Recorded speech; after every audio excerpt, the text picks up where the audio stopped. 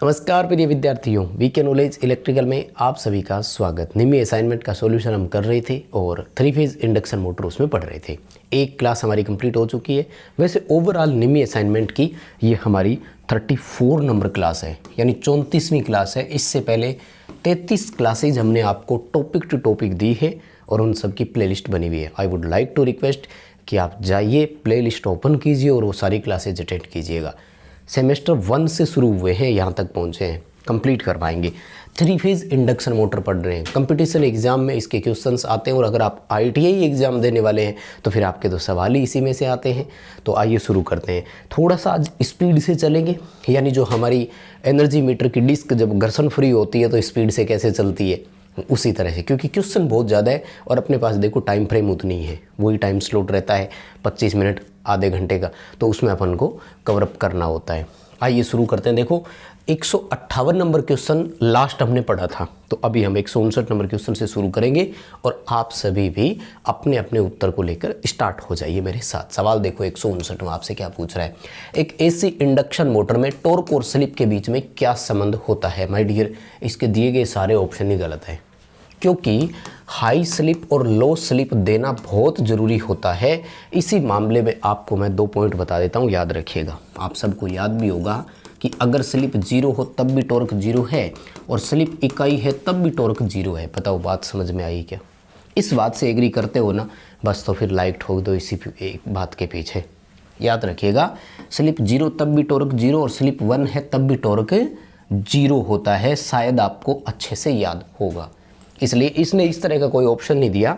हालांकि आपको एक ये चीज़ बता देनी है, ऑप्शन के हिसाब से तो सी उत्तर किया है इन्होंने कि स्लिप घटने से टॉर्क बढ़ता है। ठीक है, क्योंकि एक बार जब मोटर की स्पीड बढ़ती है तो स्लिप हमारी जो है वो घटती है। तो स्लिप जैसे जैसे डाउन आती है ना, वैसे वैसे टॉर्क हमारा बढ़ता जाता है। स्टार्टिंग में स्लिप ज़्यादा होती है ना, स्टार्टिंग के समय तो इकाई स्लिप होती है और टॉर्क 0 ही होता है। आइए 160 नंबर क्वेश्चन पर क्या पूछ रहा है आपसे सवाल 160वां कि यदि खुले सर्किट में रोटर बार हो तो इंडक्शन मोटर का क्या प्रभाव होगा? माय डियर, सही आंसर क्या है वो मैं आपको बता देता हूँ और इन्होंने क्या दिया है वो मैं आपको बता देता हूँ। एग्जाम में आपको क्या करके आना है वो भी बता देता हूँ। टोटल 3 बातों पर चर्चा करेंगे। सबसे पहले तो देखो भैया, अगर रोटर सर्किट ओपन है तो मोटर नहीं चलेगी। जैसे हमारे ट्रांसफार्मर की सेकेंडरी है वो ओपन पड़ी है ना, वैसे है। अगर हमारे रोटर की बार ओपन सर्किटेड हो, याद होगा आपको हमारे जो केज टाइप रोटर होता है उसमें दोनों एंड रिंग पर शॉर्ट होता है। स्लिपिंग मोटर में भी हम क्या करते हैं, एक तरफ तो अंदर स्टार से इंजन बना देते हैं और दूसरी तरफ बाहर रियोस्टेट पर ले जाकर के शॉर्ट करते हैं। रोटर का हमेशा बंद परिपथ होना चाहिए। क्यों? क्योंकि जब उसमें EMF बनेगा तो करंट फ्लो होनी चाहिए। धारा प्रवाह के लिए बंद परिपथ होना जरूरी है। धारा ही नहीं चलेगी तो उस रोटर में चुंबकीय क्षेत्र कहाँ से बनेगा? मैग्नेटिक फ्लक्स नहीं बनेगा तो वो लेंज नियम को फॉलो नहीं करेगा। अपोजिशन के कारण उसमें कोई बल घूर्णन पैदा नहीं होगा, टॉर्क नहीं पैदा होगा तो चलेगा कैसे? तो एक्चुअल ऑप्शन तो है इसका, ये मोटर स्टार्ट ही नहीं होगी। बट प्रॉब्लम क्या है, ये देते हैं अलग अलग भैया। तो इसके 3 क्वेश्चन आएंगे, तीनों में आपको अलग अलग ऑप्शंस देखने को मिलेंगे। तो सही उत्तर तो यही है, मोटर स्टार्ट नहीं होगी। रोटर शाफ्ट अगर ओपन हो जाती है तो बाकी अलग उत्तर जो भी हो, क्योंकि कुछ जगह इन्होंने लिख दिया कि मोटर ओवरहीट होगी। हाँ, गर्म होती है, मान लिया बात, क्योंकि रोटर में EMF तो आ रहा है। तो जो हमारा पिजो इलेक्ट्रिक आता है ना, उस तरह का आ गया तापांतर जैसा। एक साइड से EMF आ रहा है, दूसरी साइड से वो ओपन पड़ा है तो फुल गर्म हो रहा है। ठीक है, तो अभी आपका बी उत्तर के साथ हम जाना चाहेंगे, क्योंकि वास्तविक आंसर यही है। देखो, जब चीज़ों को पढ़ रहे हैं तो हमारा टारगेट भी होना चाहिए कि हम उनको सही से हल करें और प्रॉपर तरीके से भी याद करें। सवाल नंबर 161वां देखो क्या पूछ रहा है आपसे। ये भी शानदार क्वेश्चन है। 3 फेज AC मोटर में रिवाइंडिंग के लिए किस प्रकार के तार का इस्तेमाल करते हैं? देखो, मोटर 3 फेज की हो, सिंगल फेज की हो, जो हमारी जनरली मोटरें जितनी भी होती है, even transformer, alternator, synchronous motor कोई भी हो, सुपर इनेमल्ड कॉपर वायर हम सबसे ज़्यादा इस्तेमाल करते हैं वाइंडिंग करने के लिए। PVC कवर्ड वाले की एक सबसे बड़ी विशेषता है कि ये सबमर्सिबल मोटर्स में काम में लिए जाते हैं। बाकी किसी को याद रखने की ज़रूरत नहीं है। हाँ, आप मुझे कमेंट करके ये बता दो, जनरेटिंग स्टेशन जो होता है उसके अल्टरनेटर में कौन सी वाइंडिंग करते समय कौन से चालकों का इस्तेमाल करते हैं। सवाल देखो, वाइंडिंग प्रक्रिया में वेजेज के रूप में सामग्री कौन सी उपयोग में लेते हैं? बिना ऑप्शन दिए इस क्वेश्चन का आंसर करो। मैं बता देता हूँ वेजेज होता क्या है। स्लोट होते हैं इस तरह से, नीचे यहाँ पर डाला जाता है मिलीनेक्स पेपर, पेपर के दोनों किनारों को यूँ मोड़ देते हैं ताकि वो स्लोट में खिसके नहीं। इस प्रक्रिया को बोलते हैं कफिंग। स्लोट में डाला मिलीनेक्स पेपर, अब इसके ऊपर डाल रहे हैं हम कॉइल, ठीक है। कॉइल के फाइनल ऊपर ऐसे यहाँ से, ताकि ये स्लोट बंद हो जाए, एक ऊपर और लगाया जाता है, उसे बोला जाता है वेजेज। और ये वेजेज बने होते हैं बांस के। तो जिन जिन का उत्तर बांस आ रहा है बिल्कुल सही उत्तर आ रहा है, और इसका मतलब भी ये है कि आप पूरी तरह से चीज़ों के संपर्क में भी है। एग्जाम ओरिएंटेड क्वेश्चन है, आ सकता है बेम्बू उत्तर आएगा। बांस की फच्चर बोलते हैं शुद्ध हिंदी में। यूँ इस तरह से स्लोट है और ऊपर के हिस्से में यूँ डाल दिया, इससे क्या है कि कॉइल ऊपर नहीं आएगी, ठीक है। तो अच्छा क्वेश्चन है, आराम से पढ़िएगा। सवाल 163 का आंसर आप कर दीजिए। देखो चलेंगे थोड़े स्पीड से ही, ठीक है ना। सप्लाई देने से पहले वाइंडिंग में कौन कौन से परीक्षण आवश्यक है। देखो वैसे तो सारे टेस्ट जरूरी होते हैं, लेकिन वो कहता है कि सबसे मोस्ट इंपॉर्टेंट चीज़ जो है ना वो है पोलरिटी टेस्ट। आप वाइंडिंग की ध्रुवता जांच कर लीजिए। पोलरिटी टेस्टिंग की वाइंडिंग में 3 विधियाँ होती है, क्या आपको याद है? फटाफट से उनके उत्तर कर दो। ध्रुवता जाँच करने की 3 विधियाँ होती है, तीनों विधियों के आपको अगर नाम याद है तो फटाफट से आंसर कर दो। और पास पास के जो पोल होते हैं, इंग्लिश में एडजेसेंट बोलते हैं। एडजेसेंट पोल हमेशा या अल्टरनेट पोल हमेशा अपोजिट होते हैं, यानी एन है तो एस, एस है तो एन बनने चाहिए, वो सही ध्रुवता कहलाती है। My dear, exam oriented question जो कि आ भी चुका है एग्जामों में और आगे भी आएगा। रोटर स्क्यू क्यों बनाए जाते हैं? इंडक्शन मोटर में अगर हमारे स्टेटर के स्लोट यूँ है ना, तो रोटर थोड़ा सा तिरछा होगा दोनों में से किसी भी एक साइड, इसे स्क्यूड बोला जाता है। याद ही होगा ना सबको। तो सबसे पहला उत्तर तो आप शॉर्ट में देंगे कोगिंग से बचाव, है ना। कई सारे ऑप्शंस याद रखने हैं। कोगिंग, कोगिंग का दूसरा नाम था मैग्नेटिक लॉकिंग, तो ये भी आपको उत्तर करने हैं। इन सब के अलावा मैग्नेटिक फील्ड का यूनिफॉर्म डिस्ट्रीब्यूशन, स्मूथ टॉर्क पैदा करना, मैग्नेटिक हम समाप्त करना, ये 5 ऑप्शन याद रखना। कोई भी पेपर में इनमें से एक ऑप्शन आपको देखने को मिल सकता है। तो अभी इस क्वेश्चन के हिसाब से आपका डी उत्तर सही हो जाएगा। अधिक समान रोटर क्षेत्र और बल आघूर्ण उत्पन्न करना, तो produce more uniform rotor field and torque, सबसे मोस्ट इंपॉर्टेंट क्वेश्चन है।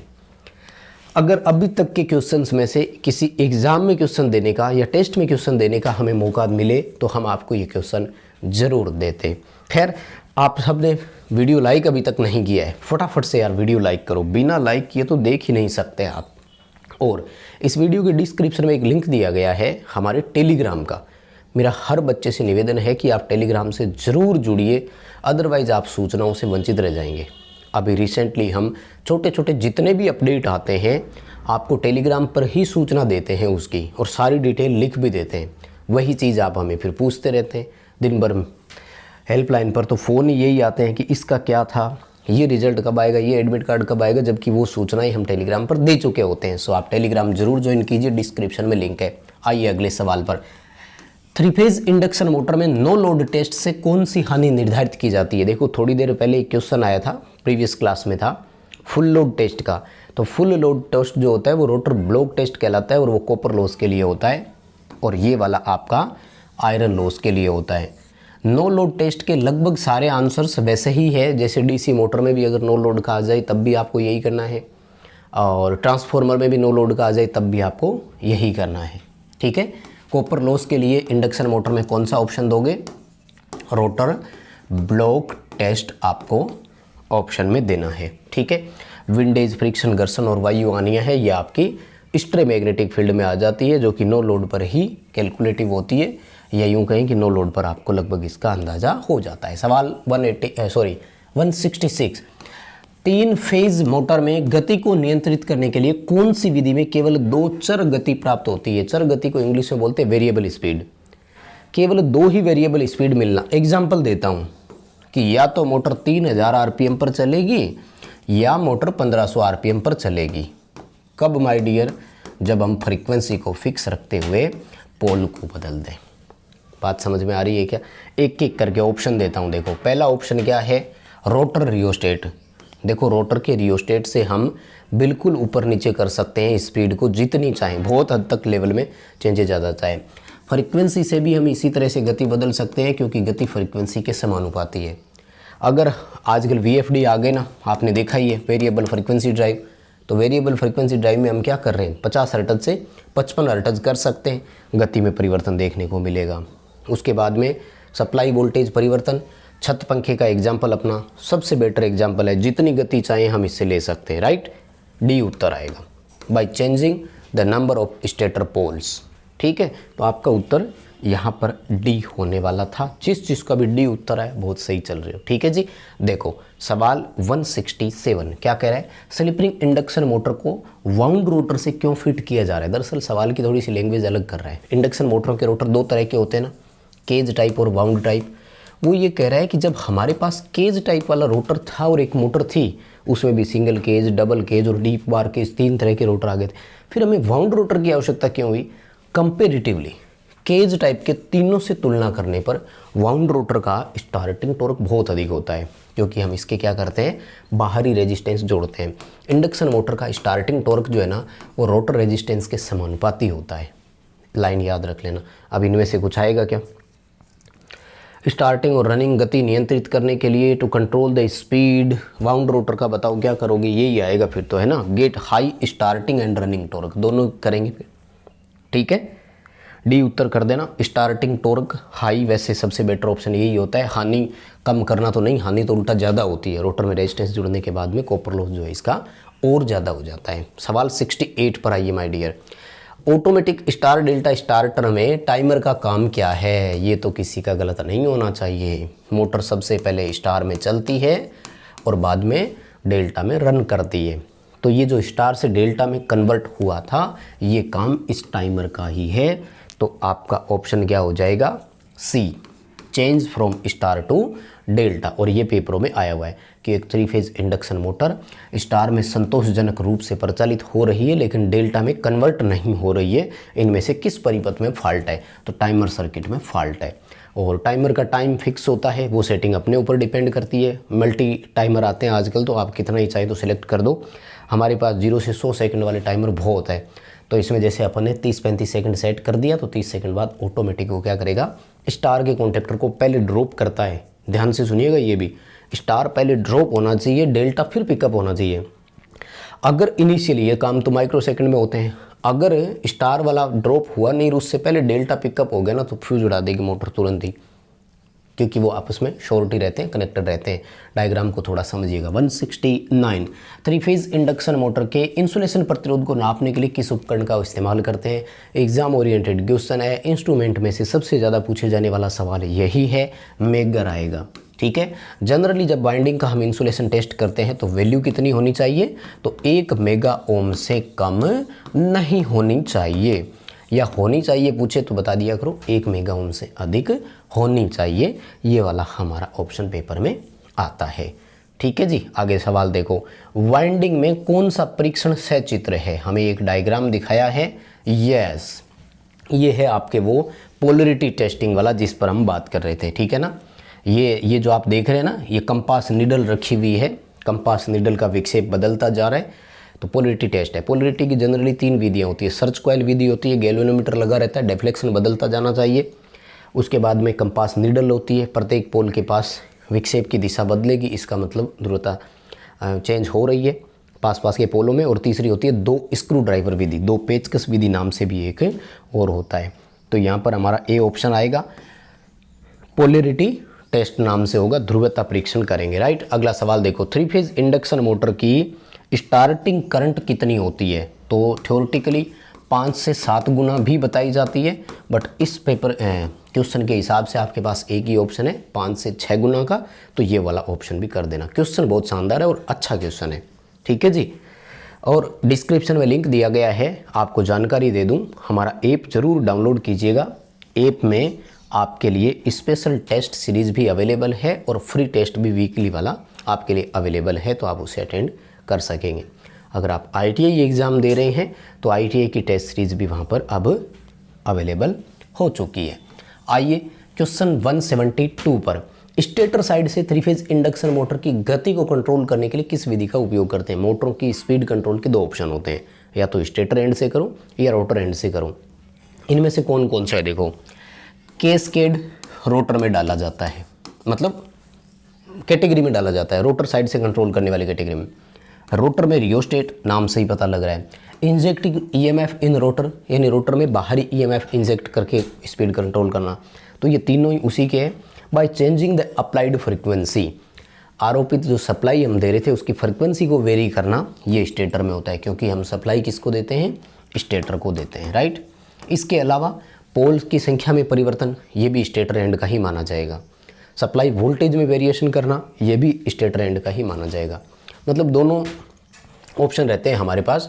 ये अच्छा क्वेश्चन है वैसे, मतलब एक क्वेश्चन में 3-4 चीज़ें आपको सीखने को मिले, मुझे लगता है वो शानदार क्वेश्चन होता है। 73 देखो, 3 फेज इंडक्शन मोटर की गति नियंत्रण की ये विधि कौन सी है? आपको एक डायग्राम दिखाया गया है और उसमें पूछ रहा है कि ये स्पीड कंट्रोल का कौन सा मेथड है। अब देखो, एक बार भी अगर आपने अच्छे से कभी पढ़ा हो तो ये डायग्राम देखते ही उत्तर याद आ जाएगा। क्या हो रहा है? 2 मोटरें हैं, मैकेनिकली और इलेक्ट्रिकली जुड़ी हुई है, ठीक है श्रीमान।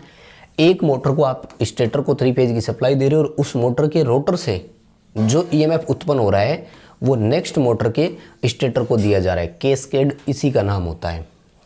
ए ऑप्शन आ जाएगा। वास्तव में कैस्केड का शुद्ध हिंदी जो होता है ना वो होता है सोपान। तो अगर प्योर हिंदी लिखा हुआ है तो सोपान नियंत्रण भी लिख सकता है, और सोपान को हम अपनी भाषा में बोलते हैं स्टेप्स, यानी एक से दूसरे स्टेप में। तो एक मोटर से दूसरे मोटर में गया, हो गया ना स्टेप। तो आपका ए ऑप्शन सही होगा, यहाँ पर कैस्केड ऑपरेशन होगा। जिनका भी आ रहा है सही उत्तर आएगा, बिल्कुल कोई प्रॉब्लम नहीं है। हाँ, चलते रहेंगे, देखो सवाल बीच बीच में चलते रहेंगे और उन पर अगर ध्यान देते हैं तो चीज़ें रुक जाती है। इन्फॉर्मेशन मैं आपको बता चुका हूँ।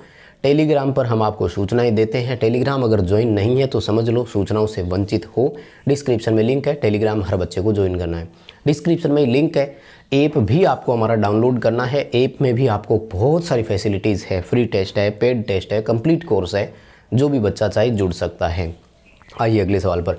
इस वीडियो को अभी तक लाइक नहीं किया आपने, कर दो फटाफट से, दबा दो बटन, कोई फर्क नहीं पड़ेगा। सवाल देखो, 3 फेज मोटर स्टार्टर के साथ शामिल 2 कार्यात्मक सर्किट कौन से हैं? फंक्शनल सर्किट की बात कर रहे हैं 3 फेज में। बहुत इंपॉर्टेंट क्वेश्चन है, ध्यान से सुनिएगा। एक तो आर, वाई और बी ऐसे पावर ले जाने वाला कॉन्टैक्ट होता है, तो इसे बोलते हैं पावर सर्किट। ये पिकअप होगा तो मोटर को आर, वाई, बी तीनों फेज की सप्लाई दे देगा, लेकिन इसको पिकअप कराएगा कौन? तो यहाँ पर होती है हमारी एक कॉइल, जिसको एनवीसी बोलते हैं। इसे न्यूट्रल दिया जाता है सीधा, और फेज आता है stop button, start button, overload, auxiliary NO contact, सबसे घूमते फिरते। याद आया क्या? 2 सर्किट होते हैं। कौन कौन से? एक को बोलते हैं कंट्रोल सर्किट, दूसरे को बोलते हैं power circuit.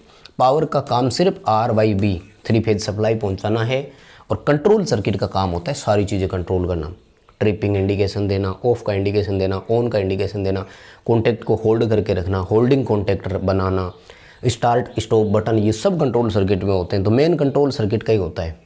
Control circuit generally power sector में या तो 110 वोल्ट का होता है या 240 वोल्ट का होता है। होइस्ट या क्रेन जितनी भी होती है ना, उनमें 110 वोल्ट का होता है, कहीं पर भी लगी हुई हो। आइए अगले सवाल पर। लेदरोइड पेपर इंसुलेशन का मुख्य गुण क्या है? लेदरोइड पेपर होता है हरे रंग का कागज के जैसा सा होता है। सबसे इंपॉर्टेंट बात इसकी बताते हैं कि बेटर एजिंग इफेक्ट है और डाइलेक्ट्रिक स्ट्रेंथ है। पैरा विद्युत सामर्थ्य बहुत अच्छा है। एजिंग इफेक्ट है, मतलब लंबे समय तक चलता है, काल प्रभावन इसमें नहीं होता है। ऐसे नहीं कि साल 2 साल पुराना हो गया तो पेपर खुद ही खराब हो रहा है। तो डी उत्तर करके आना। 177 है क्या? कौन सा था? सॉरी 175 था। आइए 176 पर भी क्वेश्चन बहुत है इसमें। 3 फेज वाले में 200 से ऊपर क्वेश्चन है, तो एक क्लास में तो कैसे संभव होंगे। मैं तो स्पीड खींच रहा था कि करवा ही दें, एक में तो सही रहता है। कॉइल और ओवरहैंग बांधने के लिए किस प्रकार की इंसुलेटिंग सामग्री का उपयोग करते हैं? ओवरहैंग किसे बोलते हैं मैं बताऊं आपको। स्लोट है जैसे यूं, तो इस स्लोट में कॉइल डालने के लिए जो कॉइल बाहर से ऐसे घूमते हैं ना, इस बाहर वाले हिस्से को ओवरहैंग बोलते हैं। कॉइल्स बांधने के लिए हम हमेशा धागे का इस्तेमाल करते हैं। वाइंडिंग में धागा खूब इस्तेमाल किया जाता है, टेरिलीन धागा आएगा, ठीक है ना। उत्तर कर देना सी यहाँ पर आप सभी का, और वो बिल्कुल सही माना जाएगा। अच्छा क्वेश्चन है, आ सकता है ITA एग्जामों में, तो इस तरह के ही क्वेश्चन आ रहे हैं। 177 देखो, AC वाइंडिंग में कफिंग के लिए किस इंसुलेशन का इस्तेमाल करते हैं? पहले तो देखो कफिंग होती क्या है। तो स्लोट है, इस स्लोट में पेपर डाला और पेपर को दोनों तरफ से हमने मोड़ दिया ताकि वो स्लोट में खिसके नहीं। इस प्रक्रिया को कफिंग बोलते हैं। और कफिंग के लिए एक स्पेशल टेप आती है आजकल, फैब्रिक बेस्ड अधेसिव टेप बोलते हैं उसे। ठीक है, डी उत्तर करना, एकदम सही उत्तर होगा डी आपका। और इसी में से क्वेश्चन आएगा तो सही आंसर भी हो जाएगा। कंपटीशन एग्जामों में डायरेक्ट आते हैं इसके क्वेश्चन, इसलिए ये बहुत ज़रूरी भी है। सवाल देखो, एसी वाइंडिंग में कॉइल को क्या बोलते हैं, यानी सवाल पूछ रहा है कि कॉइल क्या है। देखो ये जो एक इस तरह से तार डालते हैं इसे टर्न बोलते हैं, और अगर ऐसे तार डालते रहेंगे तो दो टर्मिनल फर्स्ट और एंड निकलते हैं और इसे ही हम कॉइल बोलते हैं। Number of turn connected in series, series में लगे अनेक टर्न्स की संख्या को हम क्या बोलते हैं, कॉइल्स बोलते हैं। अगला सवाल देखो, किस प्रकार की एसी वाइंडिंग में विभिन्न पिच पर कॉइल प्रति पोल प्रति फेज की संख्या एक से अधिक होती है। देखो कॉइल प्रति पोल प्रति फेज एक से अधिक होती है ना, उसे बोलते हैं हम flat loop non overlap winding, जो कि एक तरह से अनबैलेंस वाइंडिंग की सर्किट में भी आप चाहो तो उसे रख सकते हो। ठीक है ना, डी उत्तर आएगा, flat loop non overlap. Non overlap में क्या होता है, दरअसल कॉइल बाहर लगभग मोस्टली ऐसा ही होता है, फ्रेम पर तैयार की जाती है और यूं डाली जाती है ऐसे। देखो तो एक तो ये मोस्टली हमेशा इसकी खास बात होती है, हमेशा सिंगल लेयर होती है, क्योंकि डबल लेयर अगर होती तो कॉइल एक दूसरे को ओवरलैप करती है। देखो भाई यहाँ से मैंने शुरू किया, यूं डाल रहा हूँ, अब इधर से डाल रहा हूँ, तो ये देखो दो आ गई ना। वाइंडिंग की सबसे बड़ी खास बात, flat loop non overlap winding सदैव सिंगल लेयर वाइंडिंग होती है, ये आपको ध्यान रखना है। आइए माय डियर, सवाल नंबर 180 पर अच्छा क्वेश्चन है, थोड़ी कैलकुलेशन आपको करनी पड़ेगी, समय निकालिए और करिए फटाफट कैलकुलेशन। सवाल क्या पूछ रहा है, 36 स्लॉट है, 36 कॉइल है, 4 पोल है, मोटर के लिए डबल लेयर डिस्ट्रीब्यूटेड वाइंडिंग की गई है, कॉइल की संख्या प्रति पोल प्रति फेज कॉइल निकालना है। फॉर्मूला क्या बनेगा, फॉर्मूला बनेगा टोटल कॉइल बटे फेज इनटू पोल। बस इससे पहले आपको मैंने करवाया, उसमें पोल के जोड़ों के लिए पूछा था। देखो टोटल कॉइल कितनी है, 36, स्पष्ट लिख कर हमें दिया है तो कोई प्रॉब्लम ही नहीं है। फेज कितना है, 3 फेज मोटर, पोल कितने हैं 4, तो कितना उत्तर आ रहा है, 3 कॉइल प्रति पोल प्रति फेज आ रहा है।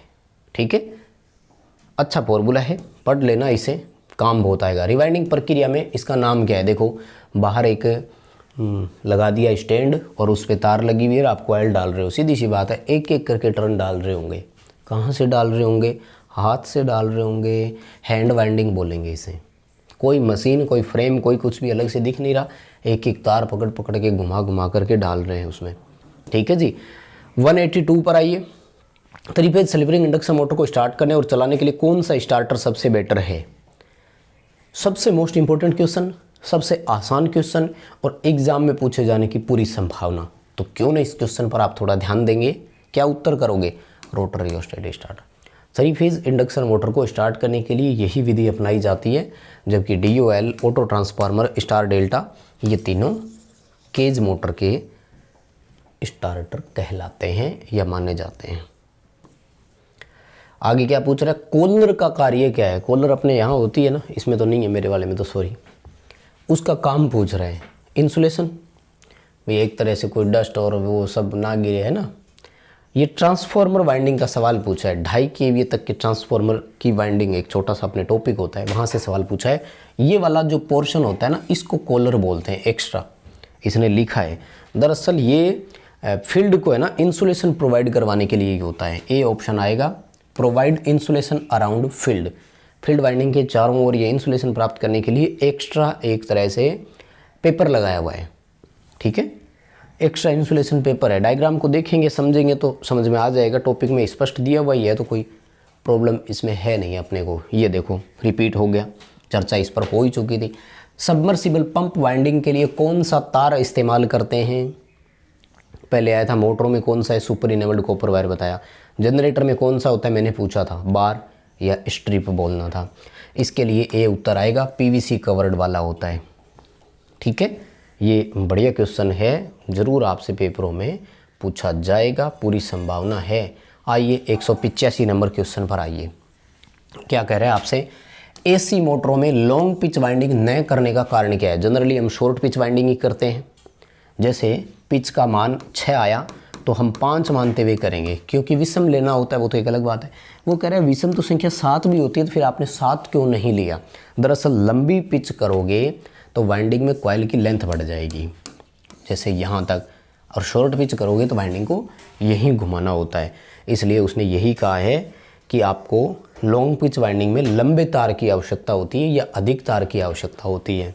ठीक है, हालांकि कॉपर लॉस का वो भी होता ही है, पर से उत्तर करना सबसे बेटर ऑप्शन यही है, मोर वाइंडिंग वायर रिक्वायर्ड, अधिक वाइंडिंग तार की हमें इसमें आवश्यकता होती है। ठीक है, बस माय डियर यहीं रोकेंगे आज की क्लास को। 185 क्वेश्चन हो गए, बच गया यार, स्पीड तो बहुत खींची थी। 210 क्वेश्चन है इसमें, यानी अभी भी 25 क्वेश्चन और है, तो कोशिश करेंगे कि अगली क्लास में हम इसे पूरा करेंगे। अभी के लिए बस इतना ही था। वीडियो लाइक आपने नहीं किया, बिल्कुल बटन दबाइए, बिना लाइक किए नहीं जाएंगे। डिस्क्रिप्शन में लिंक है, टेलीग्राम भी ज्वाइन करेंगे और ऐप डाउनलोड करो ताकि चीज़ों के भी टच में रहो। अभी के लिए बस इतना ही था, बहुत धन्यवाद।